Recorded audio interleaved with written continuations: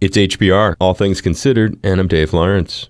Frequently on the show, we discuss conservation issues, everything from the terrible cost plastics and other pollution are having in our oceans to rhino, elephant, and other extinction crises caused by consumers in the Asia Pacific, and closer to home, Hawaii's own struggles with invasive species, the extinction of numerous birds, snails, and many plants that are extinct or endangered. This Tuesday and Wednesday, however, conservation in the state gets a boost from legendary musician Paul Simon. He is playing the Mac, donating all net proceeds to two local conservation nonprofits, the Auahi Forest Restoration Project and Kua'aina Ulu Auamo, also known as KUA. Worth mentioning, the press release claims it's the first ever Paul Simon concerts on Maui and his first live date in Hawaii since Simon and Garfunkel played the HIC in Honolulu in 1968. We'll set the record straight with the man himself as we welcome Paul Simon now. Paul, welcome to the show, and thanks for doing this. Thanks, Dave. Thank you. It's a pleasure. Nice introduction. Thank you. And it's great to be bringing the message of conservation to the air again. We talk about it a lot on the show. And I thought you described the situation very well. In fact, as far as the conservation of species is concerned, it goes far deeper and into the conservation of species that most people are not even familiar with. I mean, when the species are large, like rhinos or giraffes or elephants or big creatures, we all get very nervous and concerned. But the small species that are essential to the makeup of an ecosystem, the extinction of those species is less likely to be talked about. It's a very good point. Sometimes people know about larger megafauna, as the larger creatures are called, but then there are a lot of smaller ones that go beneath the cracks. One that we talk about frequently on the show, pangolins. Most people in America don't even know what a pangolin is, yet it's the most trafficked mammal on Earth. And it's not just human consumption or pollution, but as is sometimes the case here in Hawaii, invasive species. Exactly. That have, as is often the case, have driven out the native life. And part of what I'm interested in doing is, especially working with Art Medeiros on the Auahi Forest Restoration Project, he's working on bringing back the indigenous trees and plants. So he's actually rebuilding forests. We've become friends, and I'm a big supporter of what he's doing. And the same with KUA, bringing people from the community together and volunteers. And it's very volunteer-driven.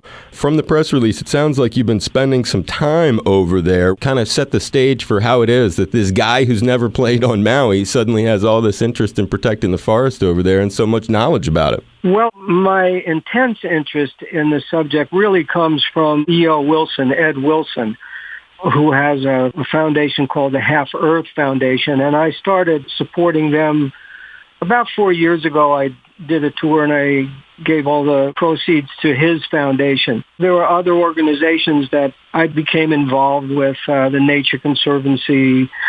On the last tour that I did, every town that I played, I left a gift for some environmental group. And now you'll be doing a similar move, donating all the net proceeds from these shows to these two organizations. And also, I imagine they're going to have a presence at the concerts and likely come away not only with the financial support, but a bunch of new volunteers they can recruit. I would imagine that would be so, yeah, sure. They'll have booths set up there. I guess for folks listening too, Paul, it's really a two-prong, and that's why artists like you do this. People love your music, they're fans of yours, so they want to come, and at the same time, you're able to tap their fandom and turn it into a philanthropic effort that you both do at the end of the day.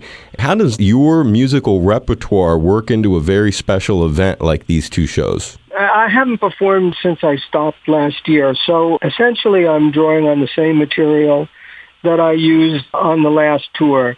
But a lot of the songs, even the older ones, seem to be relevant right now, so maybe it's not exactly the time to sing Feelin' Groovy. Yeah. But otherwise, I'm just approaching it like a music night. It's not a lecture. I don't have to tell anybody how important all of this is. Everybody really knows. Yeah, as the press release for these events said, you are no longer touring, and since that 2018 farewell tour did not come here, some fans may not even, without hearing about it right now, realize the significance of these shows, because you basically just said you haven't done a gig since that tour ended. So is it basically the same musicians, or who's going to be playing with you at this? Yes, I have my same band. Let's see, the longest collaborator with me in the band is Bagiti Kumalo, who played on Graceland. He was the bass player. He comes from Soweto. He's been with me since we made the record Graceland and on all the tours. The newest members are a group called Y Music. They're a neoclassical sextet, 3 strings, clarinet, flute, and French horn trumpet. They do the Magritte song and Can't Run But, and they're part of Bridge Over Troubled Waters. And the other is like our accordionist, he's from Austin. Our drummer is from Nashville. Our percussionist studied in India. Our guitarist is from Nigeria, Biodun Kuti. He's the youngest. Mark Stewart, who plays seemingly every instrument, guitar, cello, flute, saxophone. The thing is, what's exciting is for me to play in Maui. Oh, well, of course. Because, as you said, I haven't been there. Now I'm a resident, and now I get a chance to come and say thank you. I'm really very excited to come and play. Did you just say resident? Have you moved here part-time? Yeah, I am a part-time resident. Part-time, Aina, we will call you. Yeah, you can. You can. A couple things, though, before I forget about it. When you were running down the band, did you say somebody from Nigeria with the last name Kuti is in the band? That's not. You don't have one of Fela's. He's not related to Fela. Okay, just double checking. Yeah, no, he's not related. I think it's must be a common name. Relatively common. Yeah. Kind of like Smith or something. It's a Nigerian Smith. Right, there you go. And with the 2 different shows, are you going to play different stuff each night, or do you have like a tight thing all worked out that you guys do? Well, I want to do at least one show with Keola Beamer as my guest.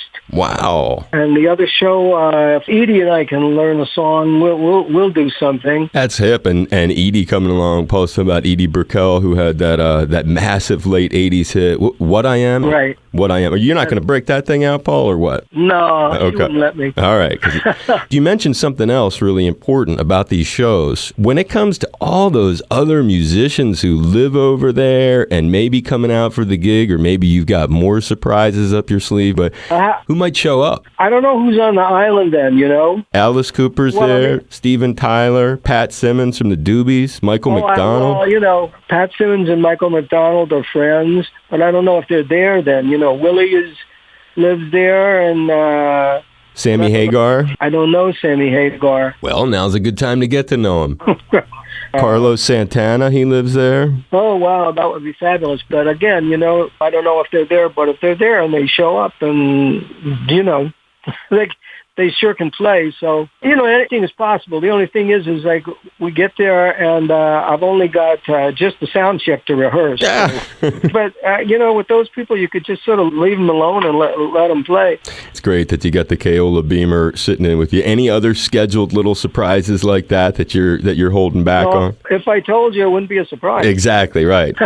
2 shows, 2 big nights, August 13th and 14th, with new resident of the state, Paul Simon, giving back conservation here, Oahe Forest Restoration Project in Kua'aina, Ulu, Auamo. How long have you been living here now, Paul, roughly? Couple of years, all right. And did I have it right in the beginning when I introduced you? Only one time ever in Honolulu, all the way back in '68. Yeah. Now, how could that be? I played it with Artie. Why? That's a good question. Usually I'm traveling with pretty big bands, and so it's a big trip to get that equipment, play the place.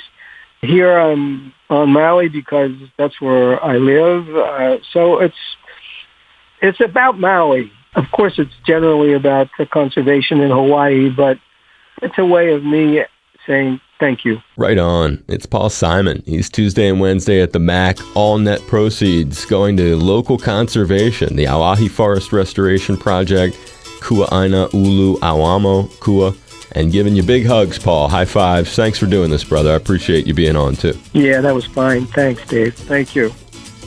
The mama pajama rolled out of bed and she ran to the police station.